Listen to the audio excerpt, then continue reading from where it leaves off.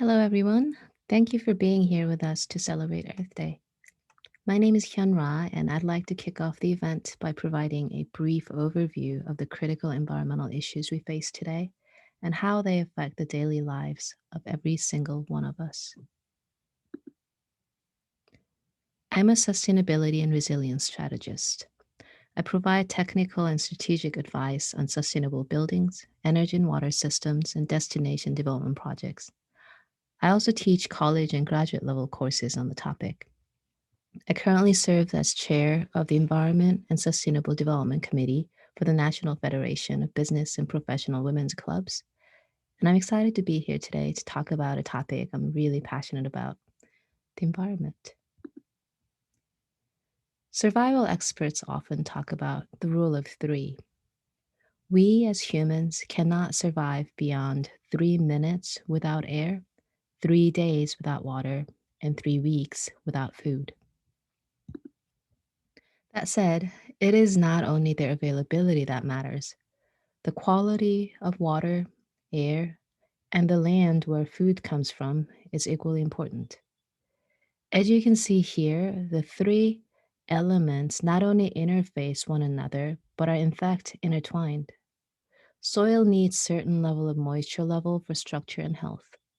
Water flows in cycles through our environment in different forms, from snowpack on mountains, groundwater, river and lakes, and moisture in the air. A change in one affects the other. It's a system. The ocean and the soil of the land are the biggest carbon sinks we have on Earth as well, and keeping carbon out of the atmosphere helps mitigate climate change impacts. Most water pollutions are caused by actions on land. All surface water bodies eventually drain out to the ocean, carrying all the contaminants with them. The pollutants, especially fertilizer runoff from agriculture and sewage, cause overgrowth of algae in the water, which decomposes and sinks into the ocean bed and take up the oxygen supply in the ocean that marine life needs to survive. The lack of oxygen in the water creates a dead zone where no marine life can live, which is basically the ocean equivalent of a desert. The dead zone of the Gulf of Mexico that you see here is about the size of the state of Massachusetts. In addition to the obvious health risks for people, this affects commercial fishing, over $8 billion per year industry in the US, on which over 200 million people's livelihoods depend. There have been cases around the world where dead zones were brought back to life by limiting the source contaminants from the land. We could do the same. One of the unfortunate milestones we hit in 2020 is the number of billion-dollar disasters in the US to 22 events per year, about 15 more than the average between 1980 and 2019. We're seeing more and more damaging disasters in higher frequencies in the US, ranging from hurricanes and hailstorms to wildfires and heat waves. Miami has been seeing a lot of flash floods from sudden rain events, which have turned the streets into lakes for kayaking within a matter of hours. While unusual based on historic climate patterns until a decade or so ago, events like these are becoming the new normal. The current infrastructure and development practices are simply not adequate for handling this and need to be updated.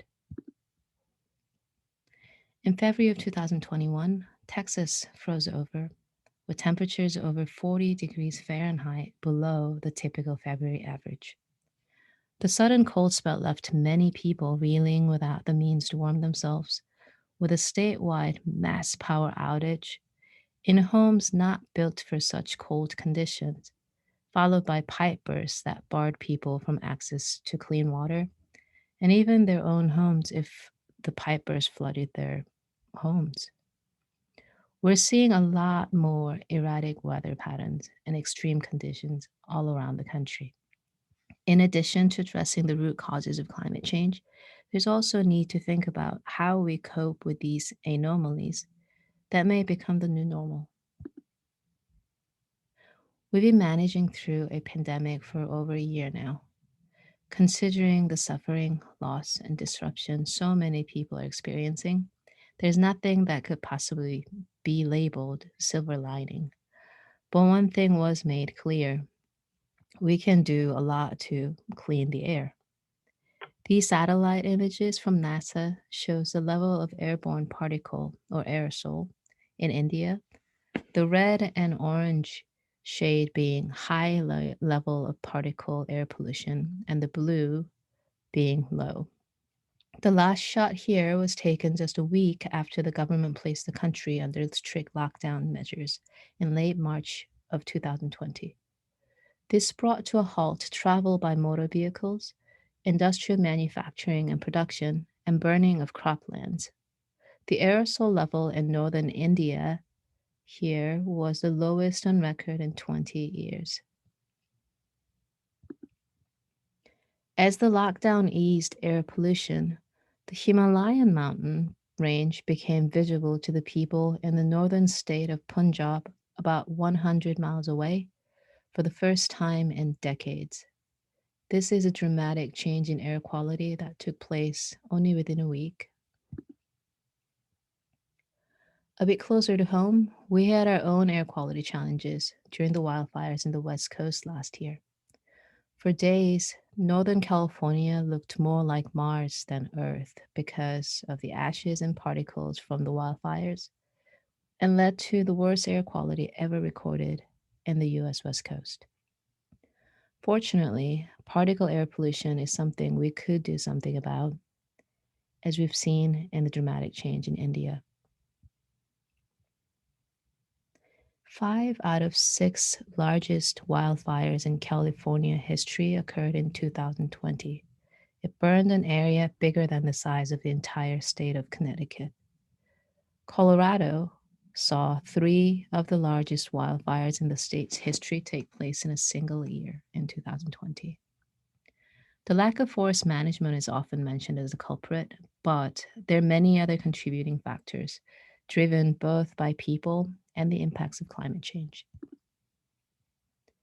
One key factor is water, or lack of water. It is no coincidence that the areas of exceptional drought on this map match the high risk zones from the wildlife map that we just looked at from the same time period. The main causes of the drought: growing water demand in cities, less rainfall and snow, and rising temperatures, are results of the changing climate. The lack of precipitation leads to dryness of the local soil, which translates to drier trees and plant species relying on that soil. This turns heavily planted areas, such as forests, into potential tinderboxes filled with dry bushes and shrubs at greater risk of burning. Nowhere is the persistent drought more obvious than at Lake Mead, the largest reservoir in the US, upstream of the Hoover Dam. This picture was taken in 2007, and you can already see how high the typical water level used to be based on this white band here, called the bathtub ring. Lake Mead supplies 90% of Las Vegas water, as well as major cities in California and Arizona. It also supports generating hydroelectric power in the Hoover Dam. Growing demand from places like Las Vegas, LA, and other places of growth has been overdrawing the water from this reservoir, and it never got replenished fully. This is image of the same spot just 7 years later in 2014. You can see that the lake's rapidly drying out. In the meantime, demand on the water from the lake is only growing while the replenishment rate is decreasing because of the decrease in snowpack in Colorado's Rocky Mountains, rising temperatures, therefore higher evaporation, and a persistent drought since the year 2000. The places that depend on the lake for water are in big trouble, yet it's difficult to be aware of the problem without active awareness raising efforts. You cannot try to solve a problem that you don't know exists. The important first step is to become aware of these issues. Drought Wildfires, power outages, water shortage, floods, and poor air quality. All these things might seem unrelated at first glance, but they are in fact all connected, and they are best tackled when dealt with systemically. There are certain disciplinary expertise that environmental and built environment professionals, like myself, could bring to the table. But you are the experts in your own local community, and also the ones with the biggest stake in protecting the places that you live, work, and care about. We only have one Earth, after all, and all of us, regardless of what beliefs we might have, need to work together. I look forward to our discussions after to talk about issues in your communities that you're concerned about and some concrete ways that we could figure out to address them. Thank you.